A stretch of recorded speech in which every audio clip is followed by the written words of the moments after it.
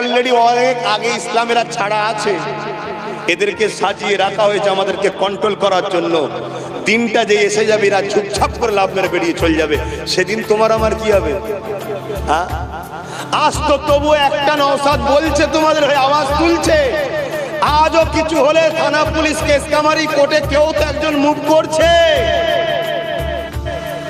মনে রাখবে, সেটাকেও আগামী দিন বন্ধ করার বিরাট পরিকল্পনা চলছে।